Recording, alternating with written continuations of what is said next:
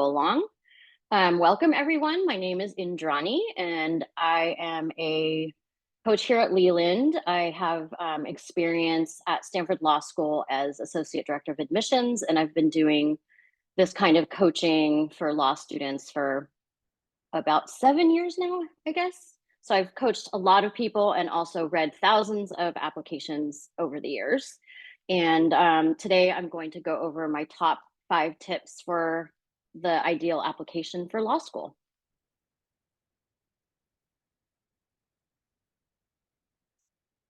So I just kind of, I worked at Stanford for a number of years, almost my full career, and have read thousands of applications, as I just said.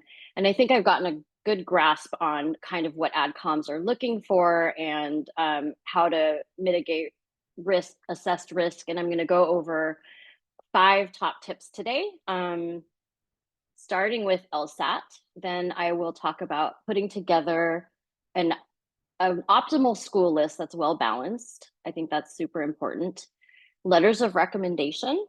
I'll talk a lot about essays today, and then ideal timeline.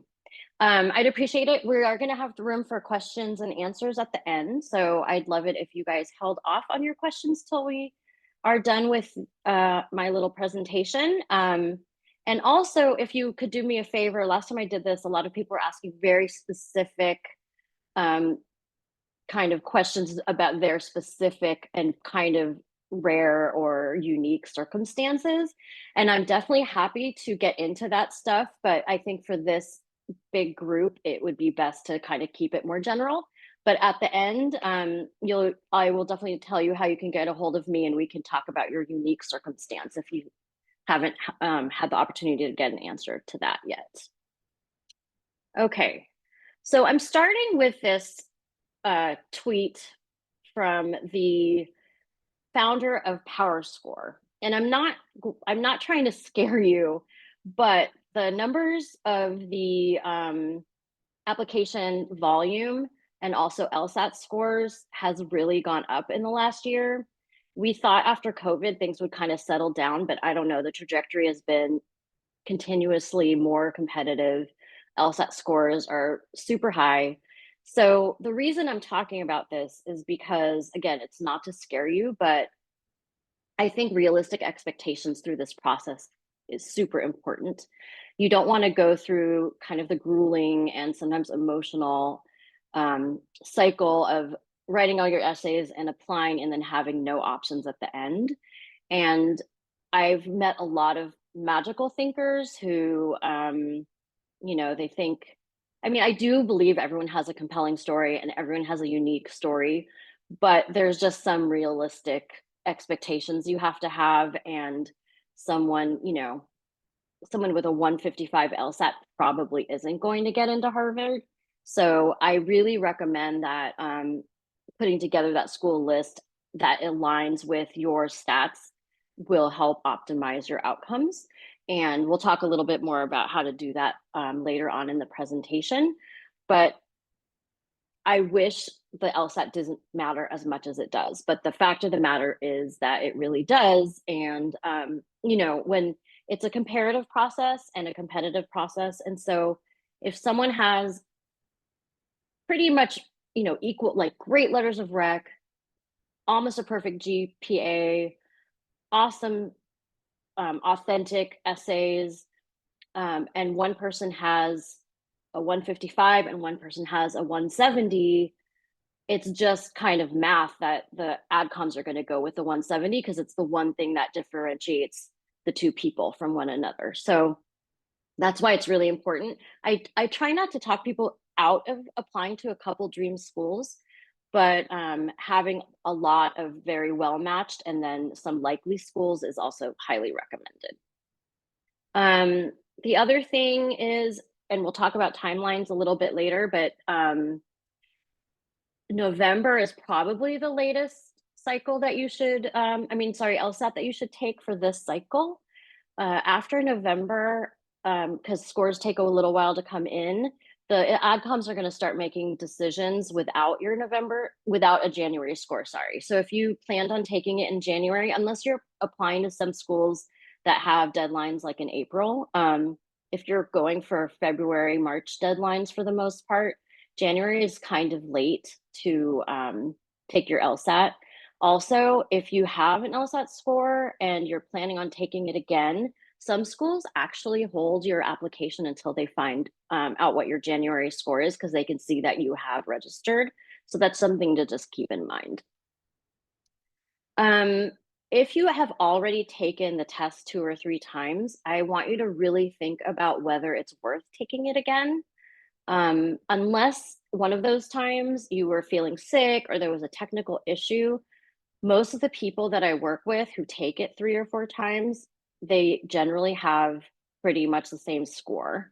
Unless, as I said, there was an illness or some family situation or some emotional situation or technical issue.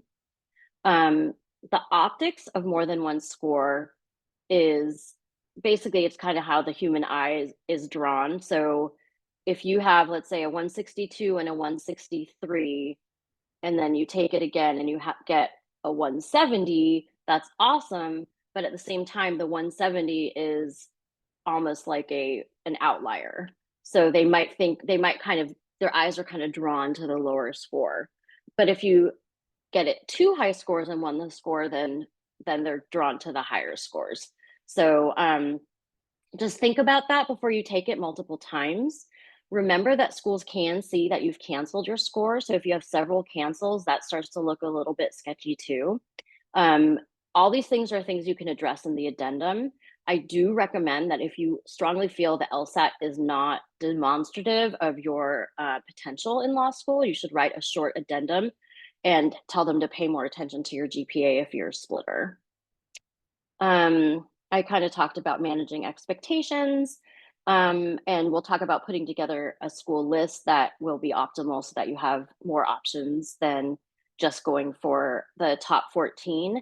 And I think at this juncture, it's also really important for you to kind of reflect and decide, what is your goal? Is your goal just to go to a top school, or is your goal to get a law degree? And hopefully it's the second one, because there's hundreds of law schools and there's a place for everyone. And you can still have an awesome career even if you don't go to a top 14 school. The one, I guess, caveat is if you are hoping to get into a big law firm in New York, then the top 14 will give you those opportunities more. However, I like to use the example of Santa Clara University in the Bay Area, which is where I'm from. If you look at the US News and World Report list, it's not highly ranked. However, it's very well reputed in the Bay Area. Most of the people I know that have gone to Santa Clara have an awesome career. They get picked up by high tech companies. And, if you're interested in IP or high tech law or working at a high tech company like Facebook or Google, then going to a place like Santa Clara is an awesome option, because those companies recruit directly from Santa Clara, even though it's not a highly ranked school. So, and there's probably schools like that all over the country that are kind of regional schools, not necessarily highly ranked, but ones that you could still have a great career if you know where you want to land and start your career location wise. It's something to consider. The next thing I wanted to talk about is putting together, I'm going to move this, putting together your school list. And I have touched on this a little as well. There's some good resources that can help you. So if you haven't already heard or learned about the ABA 509 reports, they are these kind of pretty PDF tables that you can find just by Googling any ABA accredited school and then ABA 509. So if you type in NYU 509, you'll get a PDF that has the real data from the last incoming class, demographics, scores, grades, that kind of thing. You can find out how many people transferred in and transferred out, all sorts of great stuff that can really help you kind of put together a school list that is well aligned with your statistics. I understand the ABA, the statistics aren't everything. There is definitely essays and letters of rec. But at the same time, it's important to kind of keep those median scores and GPAs in mind so that you know that you're not totally off the mark. Um, Also, the ABA requires that all schools publish things like bar passage rates and career data. This is all stuff you can easily find that is real data from the schools directly. It's kind of different than like looking at the Seven Sage stuff or some of the other wikis where you have to kind of take it with a grain of salt because those are all self-reported and not official data. The other thing you could do is go onto your undergraduate LinkedIn alumni network, or if they just have a student and alumni network on LinkedIn, and do a search to see alums who have gone to law school, what they're doing now. Maybe they're doing something super cool that looks interesting to you. Find out where they went to law school and then reach out to them. You already have something in common. And the great thing about LinkedIn is that it's just for that. It's like people helping people. So you can reach out to the alums that you want to ask questions to, and just say, hey, I went to your school. I'm looking at going to law school. I'm wondering if you have a moment to, answer a few questions, or you can just shoot them a note on LinkedIn and ask them the questions there. And most people will be happy to comply and help you out. And ask questions like, if you could go back in time, would you go to the same law school? How hard was it to get a job? What was your experience like? And those are the ways that you can find out about the culture of a law school. That is kind of hard to, every law school on their own website says how great they are. But if you talk to real people who have been considering that law school, have gone to that law school, they might have kind of the real scoop that will help you. And that might help you kind of take schools off your list, or maybe add schools you hadn't thought of to your list. And I talked about this already, but I can't say it enough, that really keeping your expectations realistic, putting together that school list so that you have options at the end of the process is super important.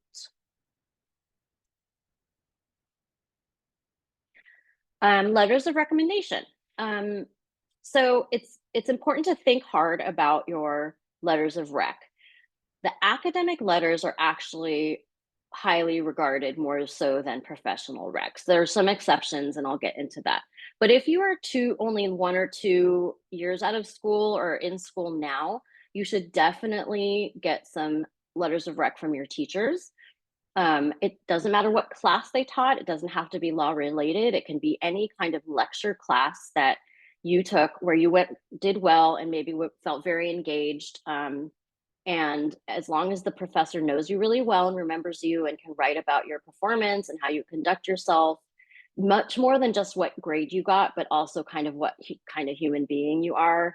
Were you a mentor? Were you helpful? Did you contribute well to the conversations and discussions? That's all really good feedback for adcoms. They're really trying to assess what kind of student you'll be more than what kind of lawyer you will be later on. So their job is to admit people who will thrive in that environment, in the academic environment. So if you have academic letters, those are the best letters. The most important thing for any letter is that they know you very well, more than just, oh yeah, we walk in the halls and say hi to each other. I don't care about the title. So yeah, maybe you know the dean of your school kind of well, but not that great. I would definitely go for a professor who knows you really well, even though the dean has a better title. And so that's the first option for you. The best option is to get as many academics as you can. Most schools require 2 letters, some say up to 6. So you can do a mix and match, but I recommend having 2 academic letters if you can. Now, if you've been out of school for more than 3 years, 2 or 3 years, I'd say, and getting a professor's letter is not going to be possible, don't sweat it. That's super common. If you've been in the working world for a while, then it's fine. So again, pick people who you've worked with in different capacities, usually people that you report to or who are slightly above you or better than peers. And the title, again, doesn't matter. If you kind of know the CEO, but there's a director, what much better, I would go with the director. Just having a letter with CEO on it is not going to help you getting into the law school. So, oh, the other thing is, if you're applying this cycle and you haven't already asked people to write letters, you should do so really quickly.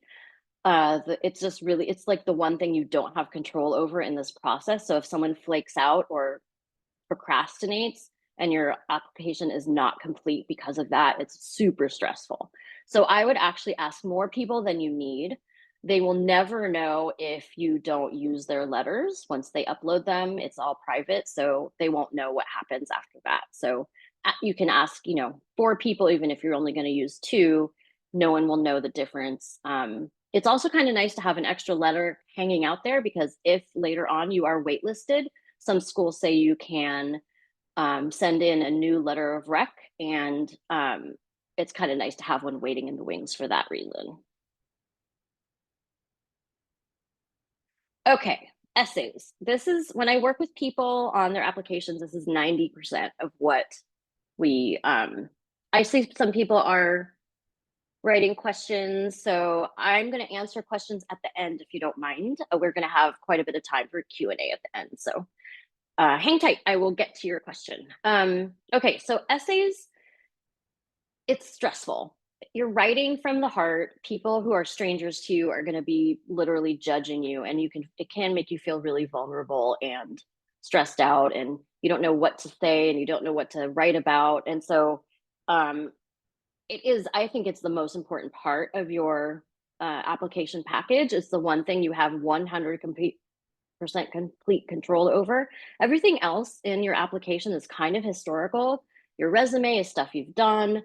Your transcripts are, classes you took. Even your letters of rec are about interactions you've had in the past. This is wide open. So I think the most important thing is to be authentic. Try not to predict what an admissions committee wants to read, because when that is the process that you take, it usually comes out feeling very forced. And you have to remember, the admissions committee isn't sitting behind their desk hoping you tell a specific story. They're just waiting to hear your story. So it's important to read the prompts. I'll get into that a little bit more.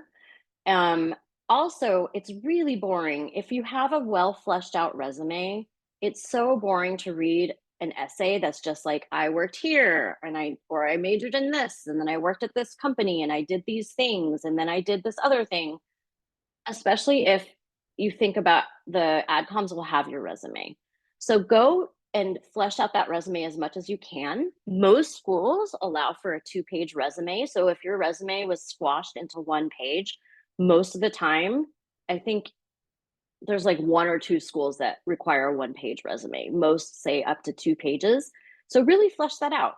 Then you don't have to spend that precious space in your essays talking about the nitty gritty of the transactional stuff you do at work.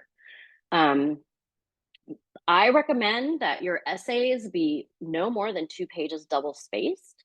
That is the lowest common denominator of all the requirements. There are some schools that say up to 4 pages, but speaking from experience, none of the adcoms want to read a 4-page essay.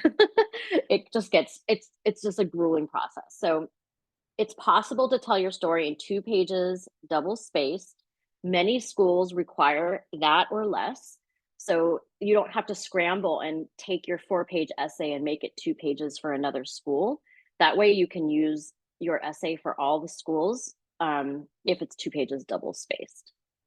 It seems really short, and it is, but I promise you, you can write a compelling story in 2 pages, especially if that resume is fleshed out.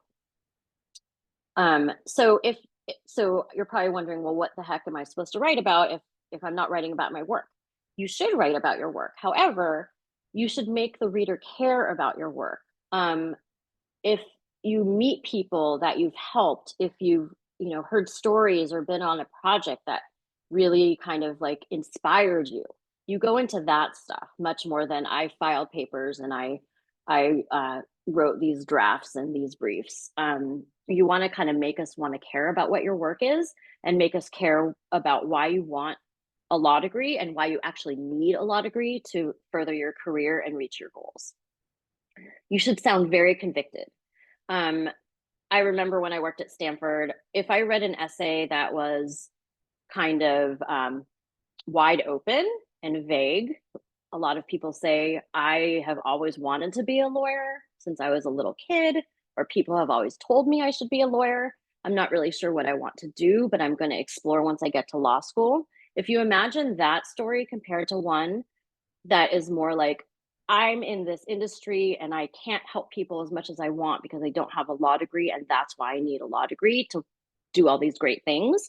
It's the second person who probably has a better chance to get into law school. Even if you don't know, you should pretend you probably have something that you're interested that's related to the law. So just pretend for the time being. No one is going to ever read the essay again.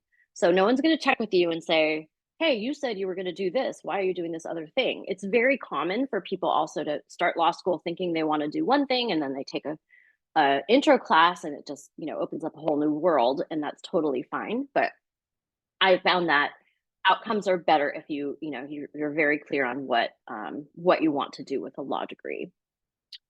The other thing is, every school, it's not like undergrad. It's not like the Common App where you write an essay and then you do your supplements. Literally every school writes their prompts in different wording.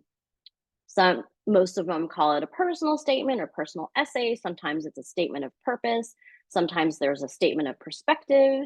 They usually have taken the word diversity out now after the Supreme Court ruled against affirmative action, but read the prompts very carefully and make sure that you're actually answering them. Sometimes schools in their prompt for the main essay, the main required essay, says, why do you like our school, or why is it a good fit, or how will you contribute to our community? And so that's kind of a ask for a why us. So you need to be specific if they ask for that. Sometimes they put that prompt in an optional essay, and I don't believe that's optional. It's the only time I think you should definitely write an optional is when they go, why do you like our school? They want to know because they're asking. Other optional prompts where sometimes it's like, tell us about a time when you had an argument and you changed someone's mind, or you changed your mind, or tell us about a time when blah blah blah. If those are optional, I recommend you only write them if you are super inspired and have something really important to say. Don't force yourself to write optional essays unless it just kind of falls out of you, because otherwise it feels really forced and you'll kind of be fluffing up your application and it's not going to help you. The other thing I can't emphasize enough is that you have to finish these essays, and a lot of people I work with, they are tinkering and tinkering and worried about a comma here or a semicolon there, and those little things are not going to change your outcomes. Once, if you're working with a coach, if you're working with me, once I say this is really great, you got to trust the process, put it aside, and start working on other things, and not obsess about little tiny word choices or that kind of thing. It is important, obviously, to write well, concise, and not have grammatical errors or spelling errors. But in terms of little stylistic choices, it really does not matter at all. Now, and I just talked about how they aren't talking about diversity kind of out loud anymore. However, if you do read some of these optional prompts, they are asking for a diversity statement. A lot of times it's what will you contribute to our community? What unique experiences have you had? That kind of thing. And so it's kind of cool because it seems like most people I have been working with this cycle have the opportunity to upload 2 essays. One is what I call a professional statement, which is the one kind of talking about your work and maybe your school and what you want to do with a law degree. The other one I call a personal statement, and it gets confusing because of all the terminology the different schools use. But the personal statement is kind of the statement of perspective, and that is an essay that doesn't even have to mention the word law or law school in it. It's more of a lived experience essay that it can be anything. And so that one's kind of hard to write sometimes because it's so broad and wide open. You can literally write about any topic. But the most important thing is there's a message, and through that message, the mission of that essay is just kind of like, wow, that person's really cool. I want them in my class, and I think they'll be a great addition to my law school community. So I've had people write about athletics. I've had people write about cooking. I've had people write about their culture, relationships with their family, overcoming a hardship like an injury, you name it. And so the brainstorming of that I actually find really fun. Everyone can tell a pretty cool story that will imply all these awesome things about you, like you're resilient, you persevere, you're dedicated, you have great communication skills, you have a lot of empathy, whatever it is that you want to kind of demonstrate through the story is up to you, but you pick a story that does the best to tell that stuff about you. Okay. I make all my people promise that while we're working together, they stay away from Reddit until after they start hearing from schools. I don't mind once applications are submitted, you know, you could maybe troll a little bit, but at this point, it's just, and I actually don't like it. We don't know who these people are. And some dude will say, oh, I got into Stanford because I applied on September 15th. They don't know that. Um, so I really implore you guys to try and stay away from Reddit. It's super stressful and people start panicking and spinning and you know, I have to talk them off the ledge. So try to stay away. So what is late? We're not late right now. Mid to late November is perfect. When I worked at Stanford, most of our decisions weren't even made until winter break. And if you think about it, yes, it's rolling, and there are some decisions that are made throughout, you know, ever since the applications open. However, if you think about it, if one guy or one woman applies, you know, right at the beginning and they have good stats and a good essay, do you think we're going to just admit them out of hand? Probably not. We want to compare that person to a bunch of people. So we wait until there's, you know, a couple hundred apps at least before starting to make any of those decisions. And a lot of the decisions are kind of soft decisions where it's like, this person looks like they would fit in really well here. Let's put it aside, but then they might change their mind later when more apps come in. So it's important to get your app in early enough, but don't rush the process and you know submit something sloppy just because you have some artificial deadline that you are trying to beat. Especially with the LSAT I mean, the scores going up and the volume of applications that have really been increasing every year. Think hard about early binding applications. If you have that one dream school where you wouldn't care what else happened in the world, you would be going there, then it only makes sense to apply early binding. And even then, if you are way below their medians, applying early isn't really going to tip the scales for you. So if you find a school that you love, that you are, you know, in the median GPA and LSAT, and you would be perfectly happy there and not be wondering what, you know, what another law school is like, or you don't want to be in that kind of commitment, go ahead and apply.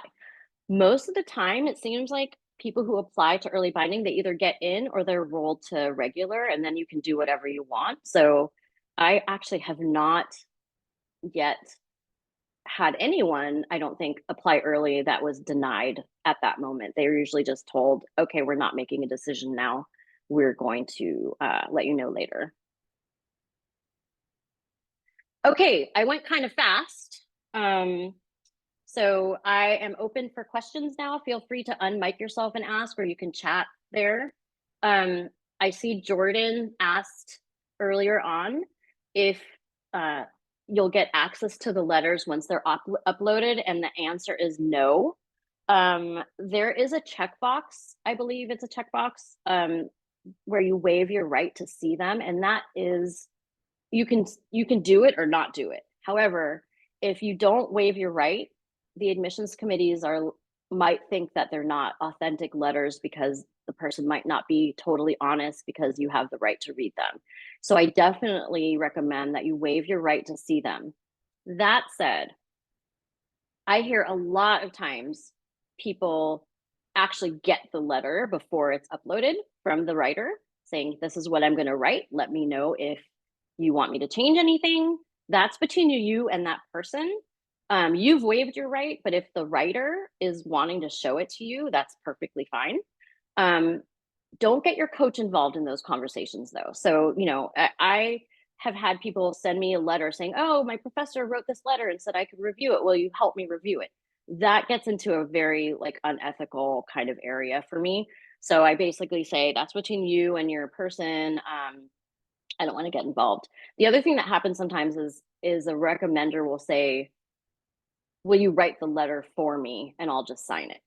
I caution you against that, especially if it's a professor, because I would sit there reading these letters. It's like, oh gosh, I can tell this is an undergraduate student writing his own letter. It's very hard to fake a letter of recommendation and have an adcom not know. So I would try and push back as much as you can. But again, that's between you and your person. If we have a decent LSAT score, but retaking in January, should I apply now and note to the admissions that I'm retaking, or should I wait to submit the application after I retake in January? You should definitely apply now. They will see that you have registered for a future test, so they'll know. Just be cautioned that they may not make a decision on you until after they get that January score. So it's kind of, it could be fine or it could be delaying things. I generally tell people not to take the January test for the current cycle. However, there are some schools, as I said, the deadline is, mid-April, and in those cases it's fine. But for a February deadline or a March deadline, January is a little bit late for the rolling admissions process. Okay, if you've been out of school 3+ years and can get a letter of recommendation from a professor, should I still prioritize? Yes, definitely prioritize academic. Even if you've been out of school for 3 years, it doesn't matter when the person taught you, as long as they still remember you and know you well and can write a really good letter, then it's higher priority than work. Okay, someone wants me to talk more about an ideal school list. Can you be more specific? An ideal school list is a list of, I'd say, 10 to 12 schools, all of which you'd be very happy going to. Do your research so that you know the culture. I definitely recommend, if you have the resources, to visit, at least after you've been admitted. You should visit before you decide. There's other, I mentioned networking, talking to people on LinkedIn to help you remove and add schools you might not have thought about. And you want it to be well balanced. So definitely apply to 2 or 3 dream schools that would be awesome if you got in, but you'd be a little surprised. The bulk of them should be more aligned with your numbers. And I mentioned the ABA 509 reports. You can look up the numbers there. And then have a couple that are very, very likely, a couple that you would be shocked not to get into, just because it's such a subjective process. I had someone last year get into Fordham and not, get into NYU and not Fordham. We have no idea why. It's because there's people behind the process. So you just want to make sure, I think the ideal school list is just making sure you have options at the end of this grueling process. What are the ideal courses, books one should look to get? Oh, LSAT prep.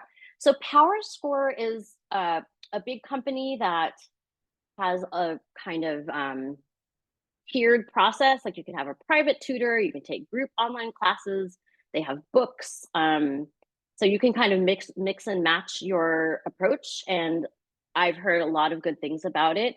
There's 7Sage that does self-paced kind of work, but I've heard it's super grueling and lots of hours. I think one thing that people don't, what I hate is when someone works full time, they're studying for the LSAT, they basically work an 8-hour day, go home, have dinner, and then they study for 6 hours a night. I don't think that is very effective. I think you're exhausted when, you're studying, it's not being absorbed, you're stressed out. So, 2 hours a day of very focused time studying is probably more effective than like 6 hours of being exhausted. If you have limited financial resources, Khan Academy actually has some free tutorials that you can take. So feel free to ping me if you want more ideas. At the end, you can look up my profile and just shoot me a note at the end of this or tomorrow or whenever, and I'd be happy to answer some quick questions if I haven't been able to answer everything yet. What is the best place? Oh wait, I'm sorry.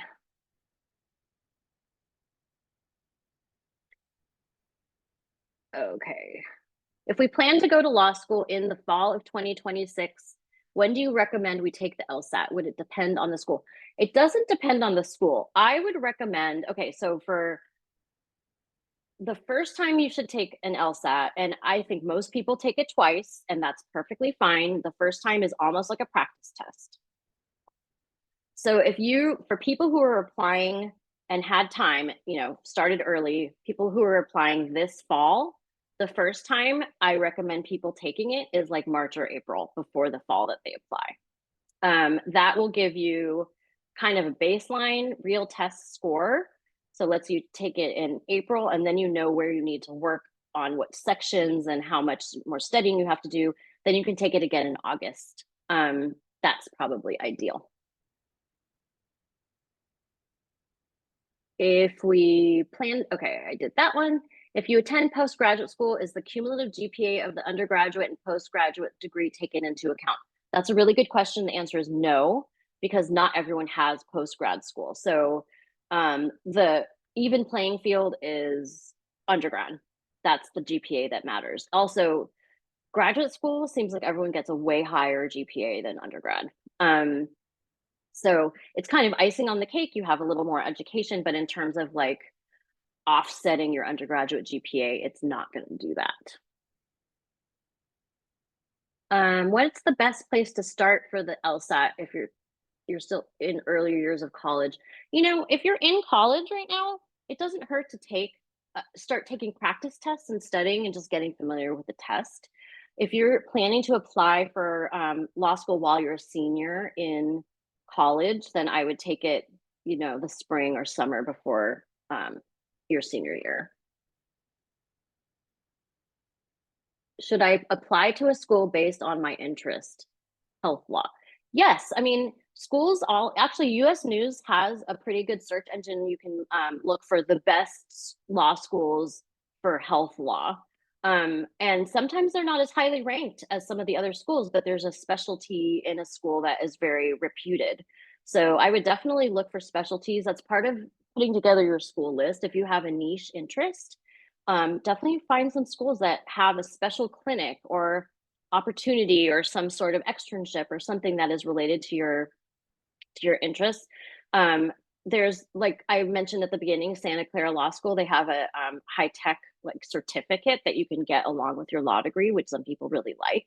So yeah, I think that's a really good way of putting together your school list, is seeing what's interesting to you. And also, if you have a niche interest, I remember working at Stanford and someone applied and at the end said, the reason I'm going to Stanford is I want to go into like nautical law. And that wasn't something we even had. So I was kind of like, well, that's probably a silly decision. Am I still offering coaching for this session? Yes, I am. I still have some capacity. When the October LSAT score comes out is when things start getting a little bit nuts. But as of right now, I do still have capacity. So feel free to reach out. And at the end, oh, here's my little bonus tip I forgot. So one pitfall that a lot of people get into is in their addendum, for example, or even in their main essay, they start talking about like going into depth and detail about their mental health struggles, or an addendum about an LSAT score saying they have severe test taking anxiety. That's just a bad approach, because You don't want to tell adcoms you have severe test taking anxiety when you're about to go to a really tough grad school with lots of tests and you have to take the bar. So if you start kind of instilling risk into your application, I mean, the adcoms are looking at your application going, huh, will this person thrive in our community? Will they do well? Will they, and if there's anything in your background or that you're giving them that might make them scratch their heads and go, I don't think this is a good decision on our part because this person will not do well, that's on you. So keep things to yourself that you don't have to talk about, if there is the possibility that they can be interpreted in a negative way. What are some good extracurriculars for IP pre-law at a place like Stanford? So, whatever you want to do. I think there isn't really a right or wrong answer about what. Again, adcoms aren't looking for specific things.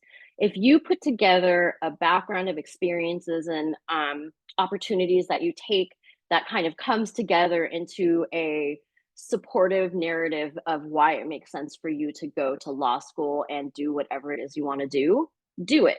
I never recommend someone doing something just to get into law school because then it's not going to be as an enriching experience for you.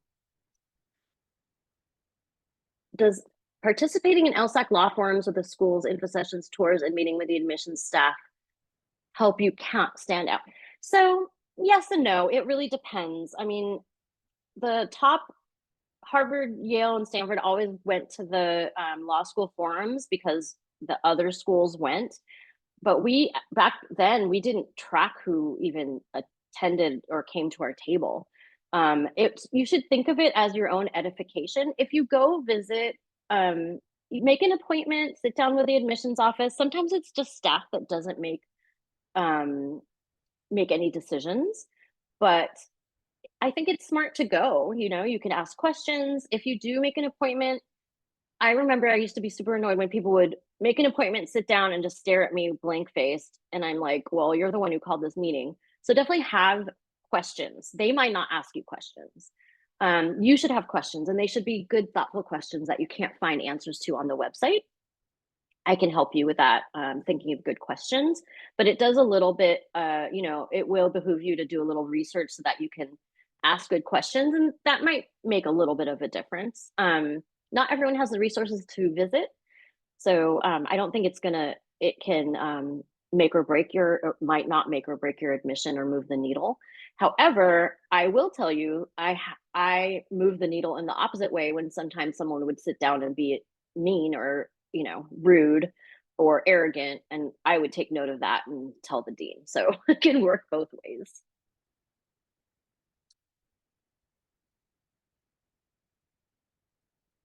Let's see. We're like out of time. If I took care of family members during undergrad and didn't get to be involved on campus, is that a valid reason to write an addendum?